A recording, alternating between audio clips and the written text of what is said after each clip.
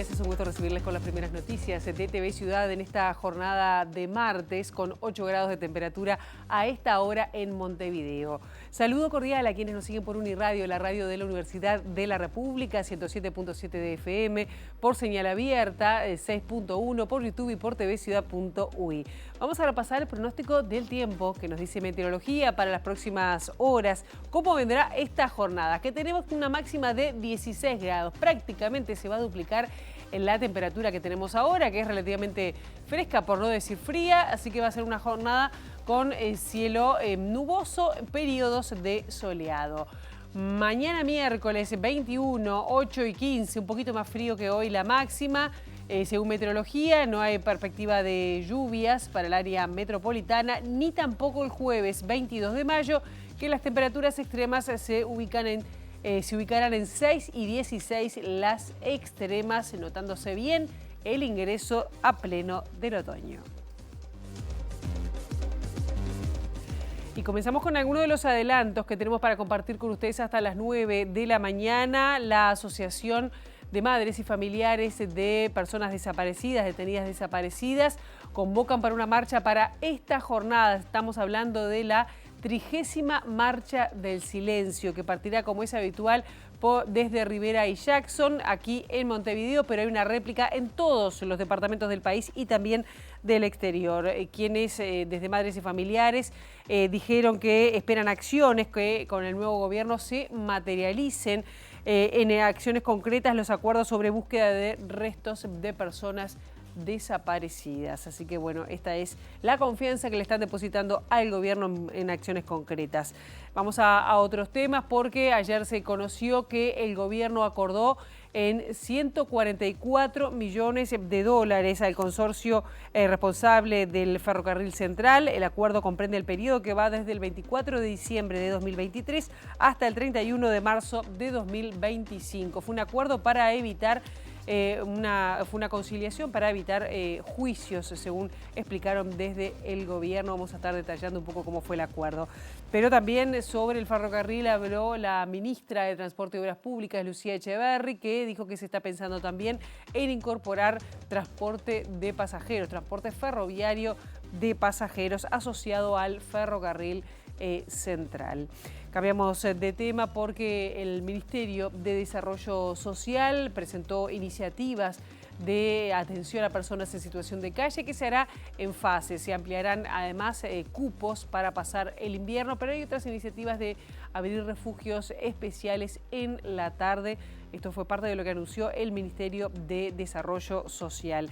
Sobre las 8:30 de la mañana vamos a estar recibiendo a un abogado y activista por los derechos humanos brasileño, Jair Kirske, que tiene una historia que en Brasil es destacada en este nivel, pero también muy vinculada a Uruguay. Pero vino a Uruguay, vino a Montevideo concretamente para hablar sobre esa hermandad, por la marcha de los 30 de los 30 años del silencio, pero también por esa hermandad entre Uruguay y Brasil en el marco de la memoria y de la justicia. Un tema que ha desarrollado muy bien Jair Kirske a partir de las 8:30 de la mañana aquí en la entrevista central. Ahora es momento de abrir la ventana hacia las calles de Montevideo para, con datos del Centro de Gestión de Movilidad, ver por dónde circular, por dónde no. @IMTránsito, @MBDTransporte para seguir en tiempo real cualquier cambio en la circulación. Les adelantamos algunos cortes programados. Jacobo Varela entre Rafael Eguren e Isabela va a estar cortado la circulación hasta las 5 de la tarde por repavimentación. Un corte que se va a extender hasta todo el mes de junio. También Alejandro Fleming entre Avenida Italia y Almirón, el corte será hasta las 2 de la tarde por trabajos de grúa en el lugar. Y Luis de la Torre entre Carlos Maeso y Benito Lamas, el corte se extenderá desde las 7 de la tarde, que ya está vigente, hasta las 8 de la noche por trabajos de hormigonado. Estos son algunos de los cortes que están programados y que pueden consultar en las páginas del Centro de Gestión de Movilidad. Comenzando el desarrollo informativo, les contamos y hacemos foco en lo que va a ser la Marcha del Silencio, la 30ª Marcha de Silencio que convoca a madres y familiares de personas detenidas desaparecidas, que también va a haber una transmisión especial de TV Ciudad desde las 18 horas. La consigna de este año es 30 veces nunca más. Sepan cumplir dónde están. Mayo es el mes donde todas las generaciones se unen para sostener la memoria.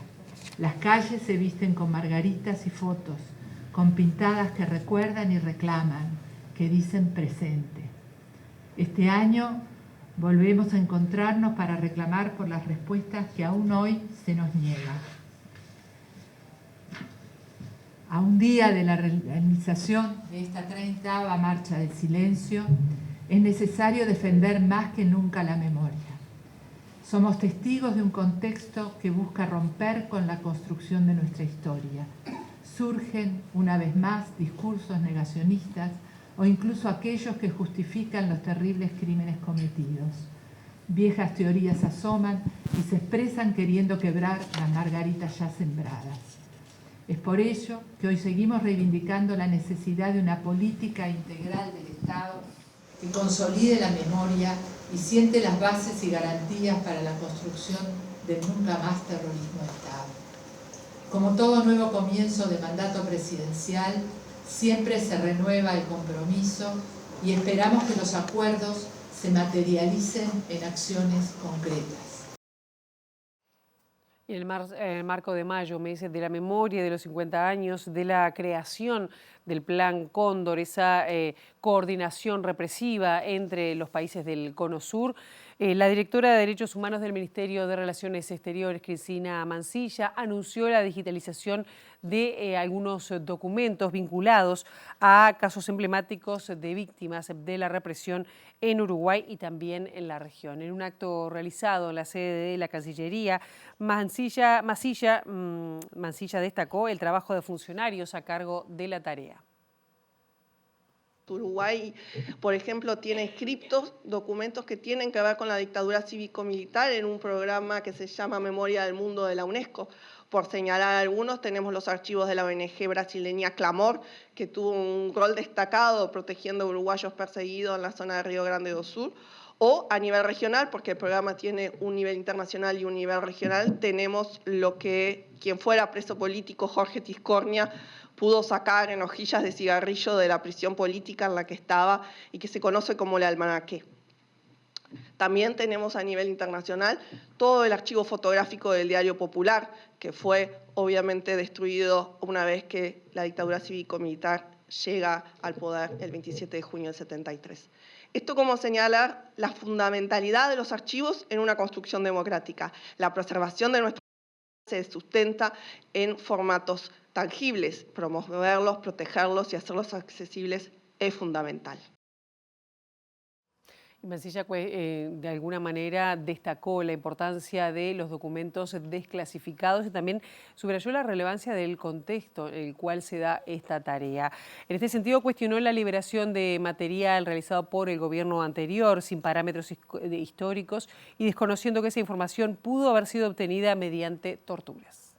Hace 2 o 3 años un montón de archivos fue liberado, por así decirlo, en las redes y fue accesible en un determinado sitio web. Hay miles y miles de hojas que no estaban ni contextualizadas, ni las personas que estaban citadas en esos archivos habían brindado su autorización, fueron puestos y expuestos. En el caso personal de mi familia, la persecución que mis padres y mi tío sufrieron, la vuelta al exilio de mi madre, figuraban en esos archivos. Créanme que fue un impacto significativo para nosotros ver los nombres de ellos sueltos de cuerpo, si se quiere decir. Por eso los expertos técnicos, los archivólogos, la gente que trabaja con esto es hiper necesaria. No se trata solamente de poder acceder a los archivos, sino de ser razonados, contextualizados y madurados, teniendo en cuenta que a veces muchos de esos documentos fueron obtenidos bajo tortura o bajo apremios ilegítimos e ilegales.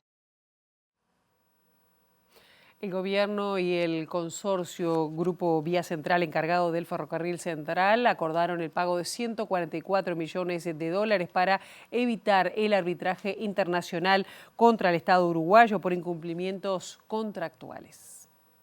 Nos toca a nosotros en esta nueva etapa encontrar la salida para que Uruguay pueda seguir honrando los contratos, para que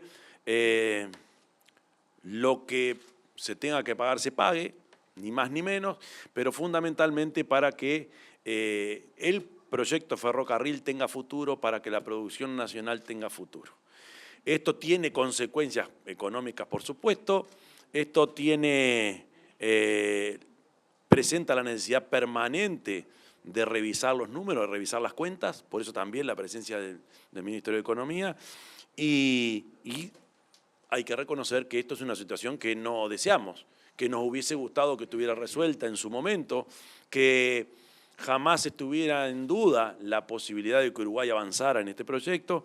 Por lo tanto, nosotros no vamos a hacer ninguna consideración, ni adjetivar, ni atribuir intenciones, ni hablar ni de desidia, ni nada por el estilo. Simplemente decimos, lo que no pasó, no pasó, lo tenemos que resolver ahora, y el Estado uruguayo tiene que enfrentar esta situación de cara fundamentalmente no a hablar de herencias, ni mucho menos, sino a pensar futuro, y el futuro implica que entre privados y entre el Estado tiene que haber reglas claras.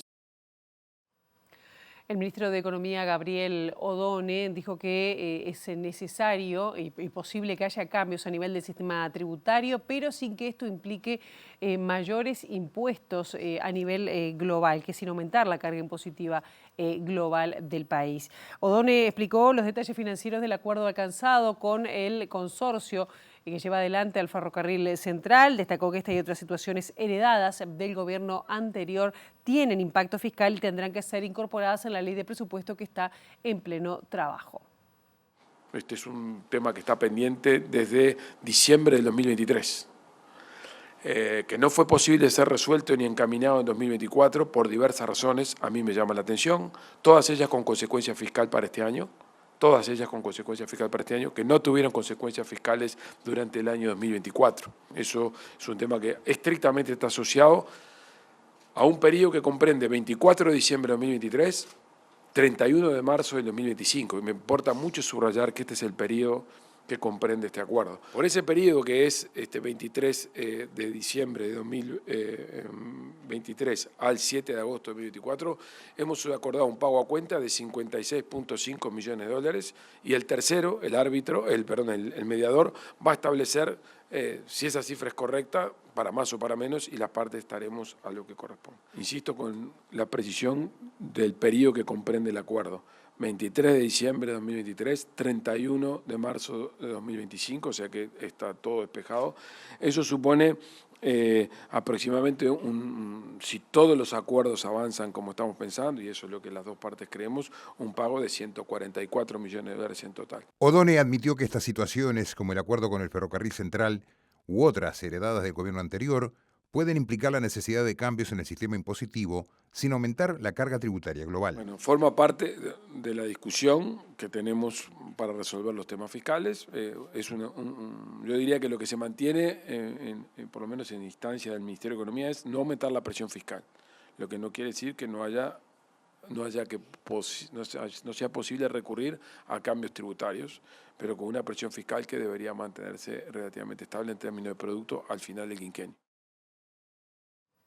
La ministra de Transporte y Obras Públicas, Lucía Echeverri, dijo que es factible incorporar el servicio de pasajeros a nivel del transporte ferroviario en el marco del ferrocarril central. En este acuerdo firmado con el consorcio Grupo Vía Central, Echeverri confirmó que esa posibilidad está comprendida en el Plan Maestro de Desarrollo Ferroviario. Se está trabajando en eso bajo dos mecanismos. Uno es que ya tenemos muy avanzado y esperamos que en las próximas semanas se pueda concretar la firma. Es una negociación que ha llevado también adelante el director de Transporte Ferroviario, Warley Tejera, que es la elaboración del plan maestro para el desarrollo ferroviario.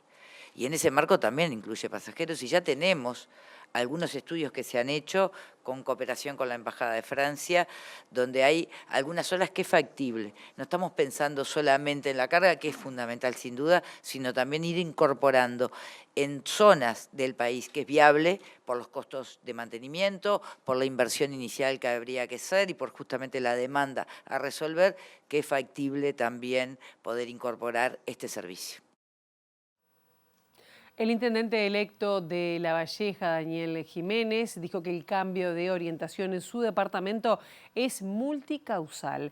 Jiménez dialogó con MBD Noticias y adelantó que promoverá un rediseño institucional de la comuna, con cambios en la forma de ingreso del funcionariado y la creación de un parque industrial en asociación con ANCAP, que además incorpore la explotación de los yacimientos de piedra caliza en el departamento. El 70% de la población de La Valleja no quería la obra de Las Letras, por eso se escondieron y están en ejecución, pero se frenó durante muchos meses esa obra. Después, sobrecostos que aparecieron en determinadas obras que se habían hecho, también eso generó malestar. Pero yo creo que el condicionamiento más importante para la elección fue los acuerdos del Partido Nacional. Y después yo creo que logramos incidir en un diseño de campaña que fue muy linda, muy buena, con mucho respeto, no inventando nada. Lo que nosotros hicimos fue recordarle a la gente las cosas que habían pasado en La Valleja, con propuestas, tratando de marcar una agenda que la mantuvimos siempre adelante, poniendo temas y dándole contenido a la campaña, que era lo que queríamos. Ahora, Jiménez, ¿por dónde van a pasar los cambios o las transformaciones a nivel del gobierno departamental que se viene? Primero, nosotros vamos a hacer un gobierno de cercanía, centrados en la gente. Me parece que hay dos bloques fundamentales para el gobierno, que son el trabajo en la intendencia propiamente dicho, con un rediseño institucional, con una forma de contratación de los recursos humanos totalmente diferente, que va a ser sí o sí por sorteo o por concurso. Y después la llegada de nuevas inversiones y nuevos puestos de trabajo a La Valleja para generar puestos de trabajo genuinos y desarrollar un departamento diferente. ¿Cómo se va a hacer esto? Con diferentes propuestas que lanzamos en la campaña electoral, como la instalación de un parque industrial, que también implica una asociación con el Portland de ANCAP. Jiménez, vamos a recordar que ganó por un ajustado margen con los votos observados, que fueron un poquito menos de 100 votos en el departamento de La Valleja.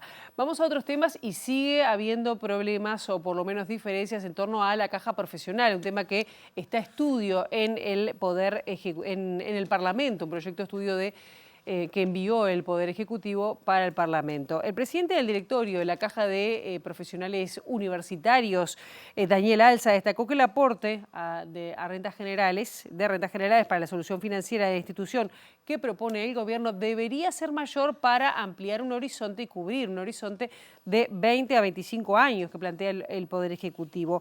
Alza compareció justamente este lunes en la comisión del Parlamento que tiene a estudio este proyecto enviado por el Poder Ejecutivo y dijo que la Caja necesita una solución legislativa este mes. El plazo que se dieron es el 31 de mayo porque la Caja tiene recursos para afrontar obligaciones hasta el mes de junio.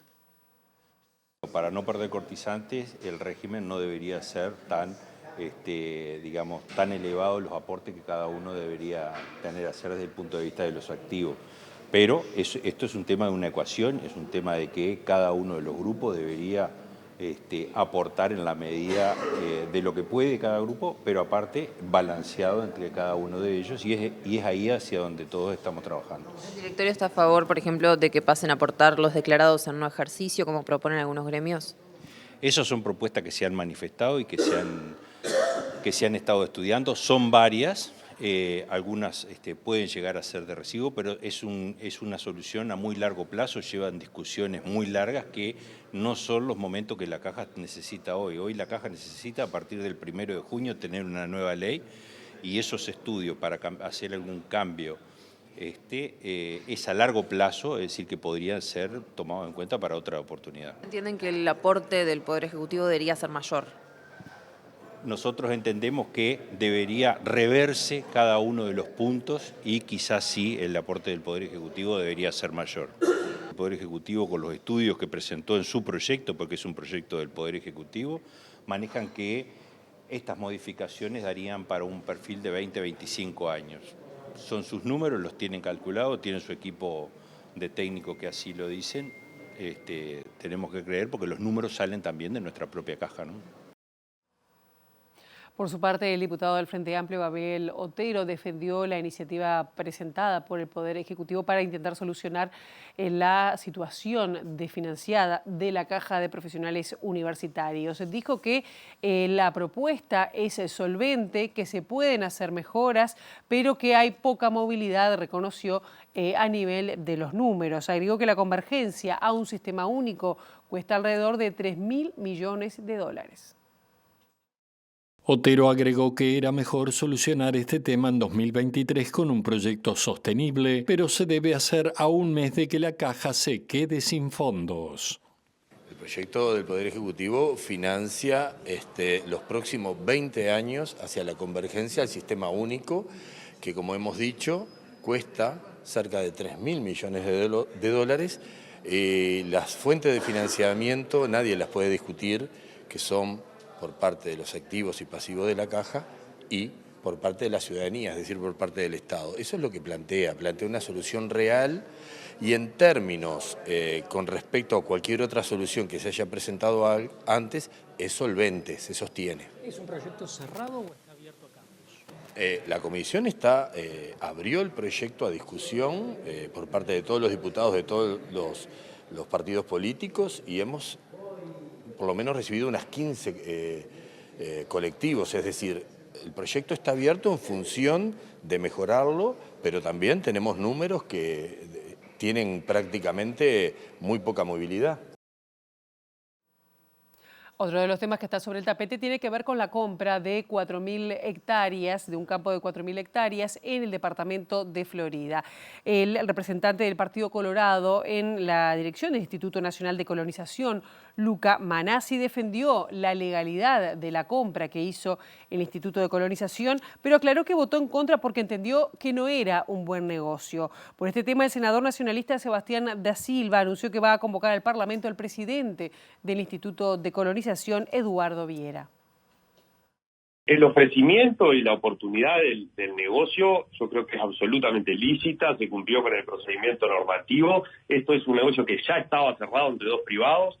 Toda esa suspicacia, me parece, y la tela de oscuridad que se le quiere poner al negocio, yo creo que no es tal. Yo creo que acá se debe discutir sobre la oportunidad, sobre la estrategia, sobre si el negocio fue malo o fue bueno, si se pagó caro, si se pagó barato. Pero la legalidad del asunto me parece que está fuera de discusión. Esto fue por todos los carriles legales, pasó por un montón de filtros legales, procedimentales, tanto administrativos como técnicos, por lo cual es absolutamente lícito y acorde a derecho.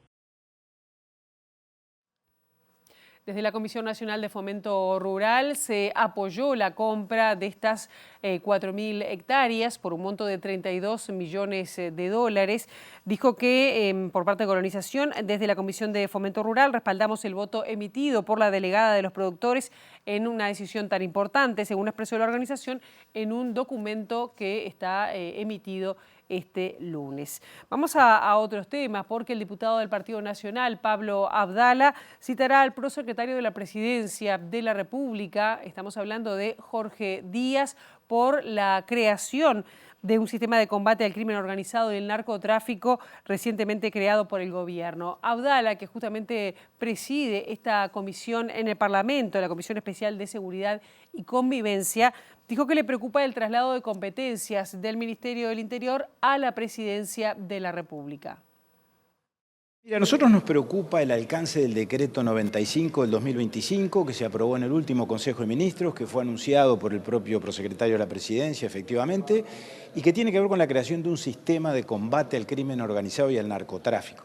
El objetivo, por supuesto, es totalmente compartible, pero nos preocupa, por un lado, la legalidad de la solución, porque esto implica generar esa entidad o ese ámbito o ese espacio en la Presidencia de la República, que es un organismo de competencia cerrada y escapa, por lo tanto, al control parlamentario, pero además se crea por decreto, no por ley. Y de hecho lo que implica es el traspaso o el traslado de competencias que hoy están en distintos ministerios, particularmente en el Ministerio del Interior, a la Presidencia de la República. Repito, por decreto y no por ley. Pero el otro aspecto que nos preocupa es el que tiene que ver con la eficacia de la respuesta, con los aspectos operativos. Esencialmente el cometido, la competencia de combatir el crimen organizado, de combatir el narcotráfico está en el Ministerio del Interior y muy específicamente en el área de investigaciones. Y nuestro temor es que en la medida en que esto apunta a centralizar y a condensar esa función en un ámbito nuevo, en este que se crearía, coordinado y liderado por la Presidencia de la República, nos preocupa que esto pueda generar un debilitamiento del área de investigaciones del Ministerio del Interior y de sus distintas reparticiones especializadas, la Dirección de Crimen Organizado, la Dirección de Represión del Tráfico Ilícito de Drogas, la Dirección de Inteligencia Policial. Todo eso es lo que está arriba de la mesa y por eso vamos a generar esta instancia en el ámbito del Parlamento. Vamos a invitar al doctor Díaz. El doctor Díaz no está obligado por lo que decíamos antes, pero sabemos de su buena disposición. Y el Ministerio de Desarrollo Social presentó una serie de iniciativas para la atención a personas en situación de calle. En una conferencia liderada por Gonzalo Sibila se explicó que el plan se va a aplicar en fases y que tiene previsto para la segunda quincena de junio poner en marcha el Plan Comunidad a la Calle con la creación de 9 centros comunitarios denominados Puertas Abiertas. Esto va a funcionar además de 6 de la tarde a 10 de la noche para que las personas no esperen en la calle mientras se les asigna otro centro para pasar la noche. Tradicional plan invierno, que lo que hace es aumentar los cupos nocturnos. Tenemos, a partir del plan invierno de este año, desplegándose progresivamente 985 cupos nuevos, que sumados a los 1.100 que ya tiene el sistema de calle en la noche, exclusivamente nocturnos, totalizan más de 2.100 alrededor de 2.100 cupos nocturnos. Eso es una medida. Otra medida que también está en ejecución es el relevamiento de la infraestructura que tenemos en materia de centros de protección social en todo el país. Se están recorriendo por parte de las autoridades esos centros y se están generando acciones de mejora de esa infraestructura dentro de las posibilidades presupuestales que tenemos este año, que como saben son escasas porque estamos con el presupuesto de la administración anterior. En un segundo nivel tenemos acciones de innovación, acciones nuevas que vamos a desarrollar con un refuerzo que el gobierno también ha decidido dar para esta posibilidad. Esas acciones nuevas están centradas en un enfoque comunitario. Vamos a abrir 9 centros comunitarios, barriales, en el área metropolitana, porque esto tiene que ver con problemática específica del área metropolitana. Nos referimos a la gestión de cupos nocturnos. Las personas van a buscar su cupo a las puertas de entrada, que son los propios refugios nocturnos, y esperan en la calle, hacen cola. Esto genera un efecto también en la convivencia barrial. Se pierde un tiempo precioso también de trabajo con esas personas, entonces vamos a generar unos centros barriales con equipos técnicos y también con trabajo voluntario de parte de organizaciones que permitan acompañar la espera del cupo y además generar propuestas sociolaborales, socioeducativas, propuestas que vayan más allá de la mera asistencia, digamos, a la población. En este segundo bloque de MBD Noticias vamos a tener el gusto de recibir a un abogado brasileño, integrante, fundador del Movimiento Justicia y Derechos Humanos de Brasil, Jair Kirke, que tiene además mucho que ver con la historia de nuestro país por varios casos, entre ellos el de Lilian Celiberti, Universindo Rodríguez, sus hijos, pero muchos otros porque ha seguido todo lo que tiene que ver con su activismo en derechos humanos, que todavía queda mucho por hacer. Un gusto, gracias por estar esta mañana con nosotros. Sí, yo que agradezco esta atención para conmigo. Por favor. Usted tuvo una actividad ahora en Montevideo en estas últimas horas vinculada a lo que tiene que ver con la marcha, que justamente coincidiendo los 30 años de la marcha, pero también hablando sobre una historia de memoria y hermandad. ¿Cómo ha sido esa hermandad? ¿No siempre ha sido buena? Pienso en el Plan Cóndor. Tiene una contracara así, por otra solidaridad a nivel de justicia. Pero creamos en esta época, nosotros creamos un contraelto, una forma de enfrentar, ¿no? Y denunciar. Entonces, si los aparatos represivos de nuestros estados no practicaban este Plan Cóndor, nosotros queríamos al revés. de protección a las personas. Enfrentamos. Con algunos logros, unos cuantos logros. Importantísimos logros, ¿no? Ahí tú, por ejemplo, señalabas el caso de Lilian y Universindo Rodríguez. Mira, 1978, ni se hablaba de Plan Cóndor. Cuando yo digo, sí, nos cayó en la cabeza el tema en Porto Alegre, no son víctimas de una clásica Operación Cóndor, ¿no? Denunciamos, ni siquiera imaginábamos de qué se trataba. Sabíamos que fuerzas represivas de Uruguay fueron a Porto Alegre para secuestrarlos. Esto se sabía. Con la complicidad de brasileños, esto todo se destapó, ¿no? Pero solamente después que nos dimos cuenta de qué se trataba, ¿no? Claro. Estamos en un día muy especial hoy porque es 30 años de una marcha del silencio. Sigue habiendo silencio y lo pienso desde el punto de vista también de la justicia, porque hay cosas que todavía no se saben, hay archivos que no se han abierto, que es lo que siguen reclamando además familiares y ahora toda la sociedad, ¿no? ¿Lo mismo pasa en Brasil? Absolutamente no. En Brasil, la dictadura brasilera trazó un plan, ¿no?, de cómo lograr la absoluta impunidad. Y lograron éxito. Yo digo siempre, en Brasil no hubo transición, hubo transacción, un acuerdo para garantizar la impunidad. Y esto fue hecho. Hasta el día de hoy, nadie, ningún militar, ningún civil involucrados en estos crímenes de lesa humanidad, ningún sufrió cualquier tipo de sanción, ningún. Mira, en Uruguay hay gente sancionada. Hasta el general que fue presidente fue sancionado. Dice, no, poca gente. Sí, claro, pero hay gente sancionada. En Brasil no.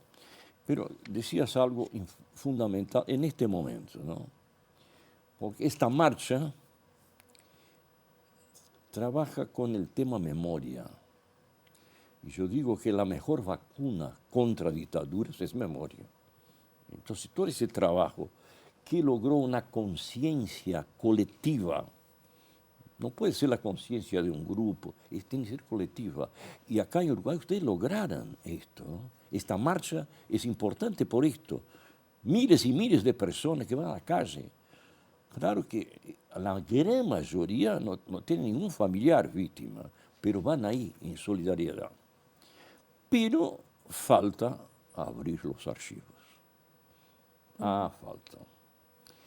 Decir que no existe más es mentira. Existe. Hay una norma internacional de los, entre comillas, servicios, de que información no se destruye nunca. Entonces existe. Niegan, pero existe. Y llegó el tiempo, el momento de abrir, ¿no?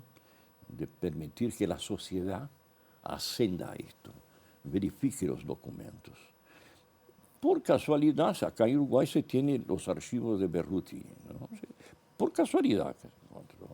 Pero tiene que ser las Fuerzas Armadas abrir los archivos para la sociedad. Esto falta lograr.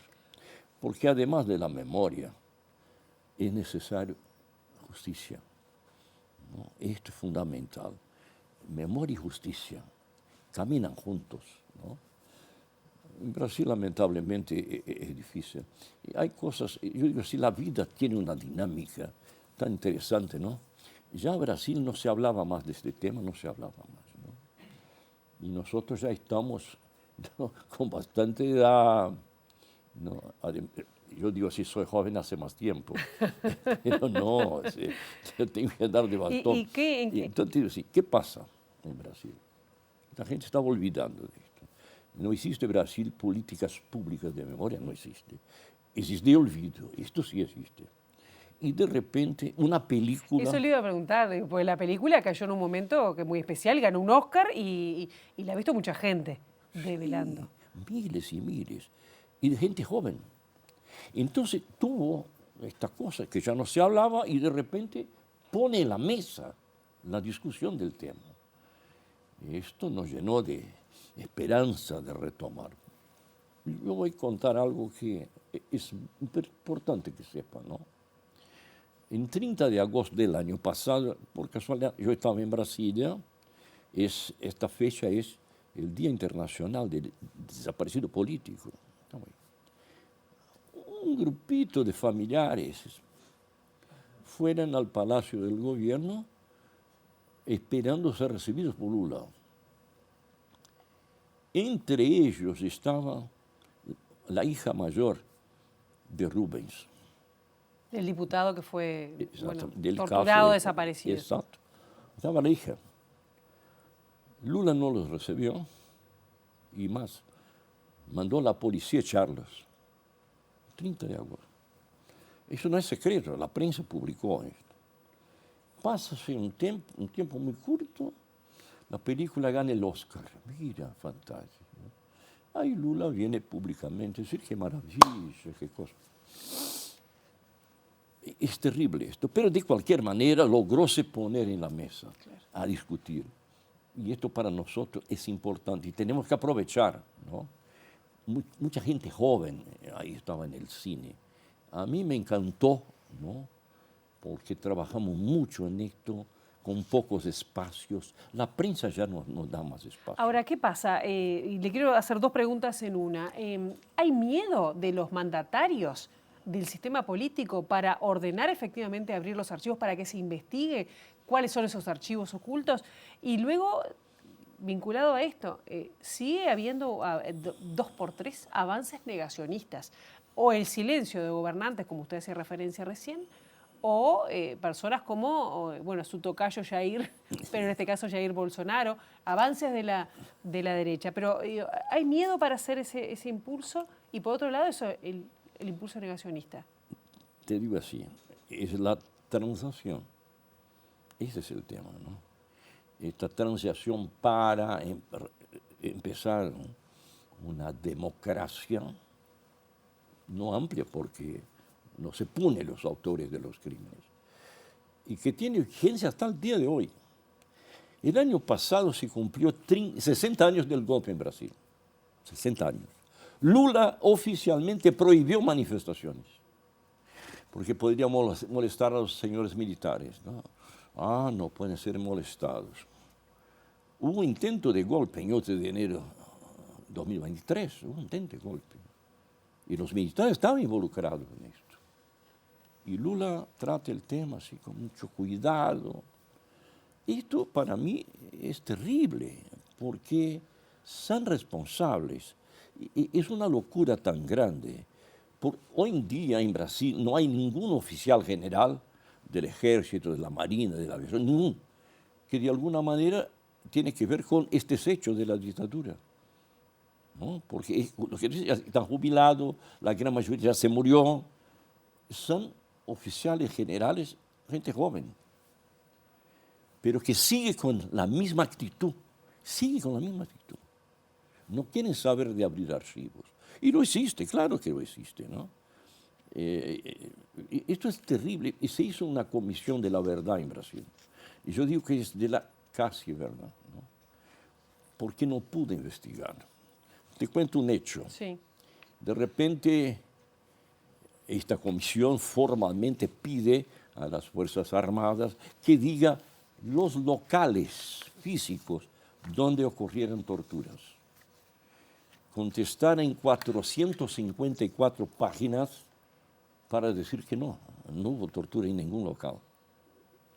Un querido amigo y periodista brasileño que trabajaba en la comisión sacó una nota, el título terrible: ¿Quién miente? ¿Dilma, entonces presidente, o los generales? Interrogación. Sí, porque si Dilma dice que fue torturada en un cuartel y los generales dicen que no hay un local de tortura, me parece que es la fotografía clara de cómo se trata el tema en Brasil, ¿no? Los militares no quieren, gente que no tuvo nada que ver con este pasado, pero que siguen en este espíritu de cuerpo absolutamente equivocado. ¿Y ese silencio hace que crezca gente como Jair Bolsonaro y derecha negacionista? Sí, claro, pues está muy cerca, ¿no? Hay generales, bastante generales, que están involucrados en este intento de golpe, ¿no? Que por suerte no logró un suceso, pero estuvo así, ¿sabe?, a pocos centímetros de ocurrir. Por suerte, más que nada, ¿no? Pero estaban metidísimos. Y ahora estamos en expectativas, porque hay 2 generales que están en prisión en este momento, por esta causa. Nunca había pasado esto en Brasil. Pero a mí me preocupa mucho el resultado, el final del tema, ¿no? ¿Cómo se termina esta novela? ¿Van a ser sancionados? Y ya con esto voy a tener que terminar, pero una hermandad que ha servido entonces relativamente poco. Se debería saber investigar lo que pasó en Brasil, lo que pasó en Uruguay y los vínculos. Eso está faltando. Sí, está faltando. También otro tema dentro de este contexto. Sí. Brasil, la dictadura brasileña, tiene muchísimo que ver con la dictadura uruguaya. El apoyo al golpe acá en Uruguay es brasileño. Antes, aún en democracia, Uruguay aún en democracia, pidió, era Pacheco Areco que estaba en la presidencia, solicitó a los militares brasileños que mandara a alguien especialista en informaciones, inteligencia, para reorganizar los servicios uruguayos. Tenemos en nuestra organización un video donde un general nos cuenta esto. Nombra a los oficiales generales uruguayos que estaban metidos. Entonces, mira, antes del golpe, acá Uruguay pidió a Brasil, ¿no?, que crease una forma de reorganizar los servicios acá. Y más, creo que algunos uruguayos, tal vez no tantos, pero conocen el tema del operativo 30 horas. ¿No? ¿Por qué operativo 30 horas? Si Frente Amplio ganara las elecciones en 1972, en 30 horas el ejército brasileño ocuparía Uruguay. Plan 30 horas, esto existe, es conocido. Y cuando se discute esto de repente, y un general dice así, no es bien así, fuera ellos que pidieran. Como tenemos un video, esta grabación, yo me vine acá. ¿Y con qué nombre? Dígame un nombre de uruguayo. Sí, hay varios. General Medina y por ahí va. Y yo con esta grabación, con este video, estuve acá con un querido amigo, general Víctor Licandro. Sí, me dijo, general, ¿esto puede ser? Me dice, sí, claro que sí. Claro que sí. Pacheco Areco quería permanecer en la presidencia e intentó cambiar la Constitución para lograr una posibilidad de reelección. Como el Congreso uruguayo no concordó con esto, él imaginó una ocupación brasilera que lo mantuviera ahí en la presidencia. Mira qué historia. Sí, habrá que saber seguir contando. Hay muchas cosas que contar. Muchas cosas que contar. Jair Kirchner, muchísimas gracias por ahora. Espero que tenga una buena estadía. Usted que viene bastante seguido por Montevideo, ha sido un gusto como siempre. Muchísimas gracias.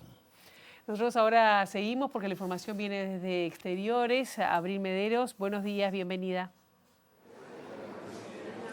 Muchas gracias, buen día para ustedes también, Pilar. Los saludo desde el Centro de Formación Permanente de la ANEP, que realiza en esta jornada tan especial, a 30 años de la Marcha del Silencio, una actividad sobre memoria y derechos humanos. Y para hablar un poquito más sobre eso, estamos con la coordinadora de este centro, Mónica Suárez. Suárez, muchas gracias por estos minutos. Bueno, contanos de qué se trata esta actividad y cuál es la importancia de difundir esta fecha y otras vinculadas al pasado reciente desde lo que son las instituciones educativas y la ANEP.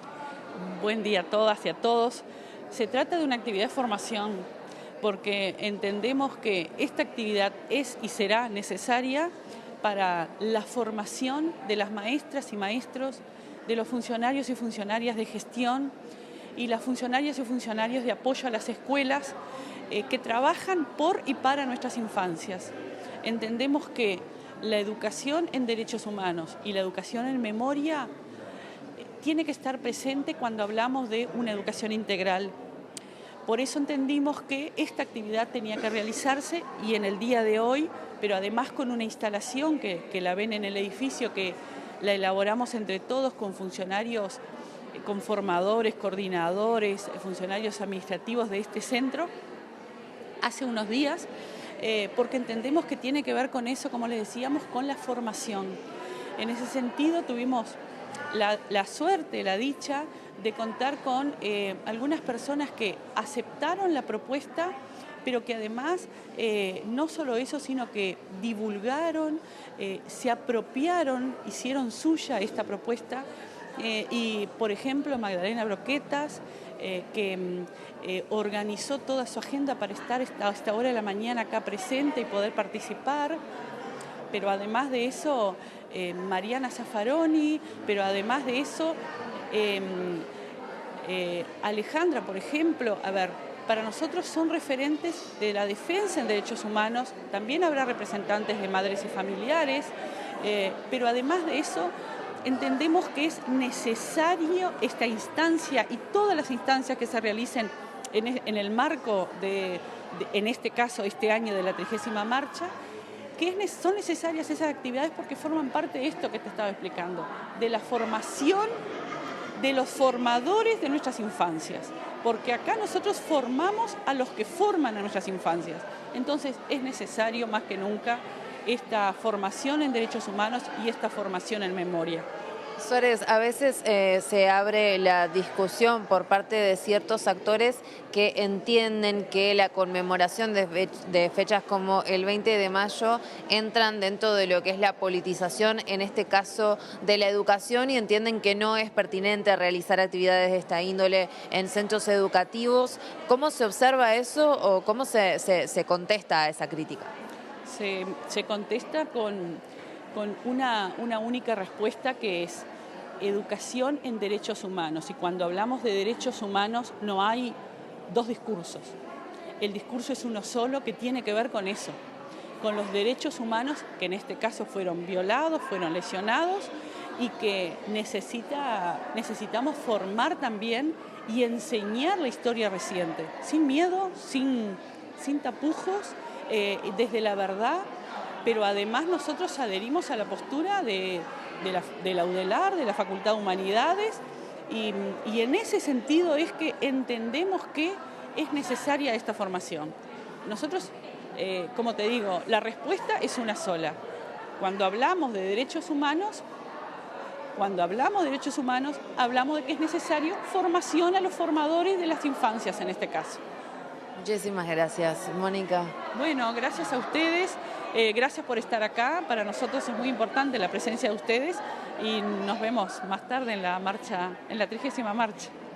Así es, exacto. Bueno, como lo decía Mónica, a quien también le agradecemos porque hizo estas margaritas bordadas para todo el equipo de TV Ciudad, y a las 7 de la tarde es que va a comenzar esta 30ª Marcha del Silencio, que va a recorrer todo 18 de julio hasta la explanada de la Intendencia de Montevideo. Muchísimas gracias, Abril. Nosotros vamos con otros temas porque la Comisión Nacional del Agua y la Vida y el movimiento Tucutucu de San José presentaron ante la justicia una demanda de nulidad, solicitando la nulidad absoluta del contrato del proyecto Neptuno, firmado a fines del gobierno de Luis Lacalle Pou entre OCE y el consorcio Arasatí. Incluye dos cosas. Por un lado, un juicio donde se pretende la declaración de nulidad absoluta del contrato.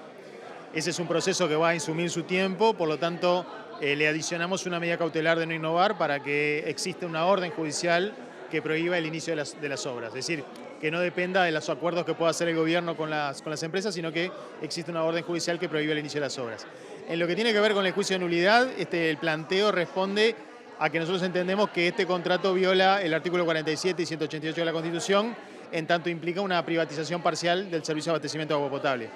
sostenemos que desde la reforma de la Constitución del 2004 estos artículos prohíben cualquier privatización de cualquiera de las etapas del proceso, porque el texto así lo establece, debe ser prestado el abastecimiento de manera directa y exclusiva por el Estado, y esto está siendo violado desde que la toma de agua bruta, en el artículo 4 del contrato, su inicial tratamiento y el transporte hasta la planta potabilizadora están a cargo de una empresa privada. Nosotros estamos planteando la nulidad absoluta del contrato. La nulidad absoluta del contrato implica que no genera ningún efecto para ninguna de las partes. Por lo tanto, en caso de que prospere y así se declare, porque la causa para nosotros y el objeto es ilícito, no habría responsabilidad ni para el Estado ni para las empresas. Mira, hasta aquí llegamos con esta primera edición de MBD Noticias. Ahora quedan en compañía de Ciudad Viva. La actualización informativa será a las 13 horas, a las 18. Hay una edición especial, una transmisión especial por la Marcha del Silencio, la 30ª Marcha del Silencio. Pasen ustedes muy bien, buena jornada. Nos encontramos mañana a las 8.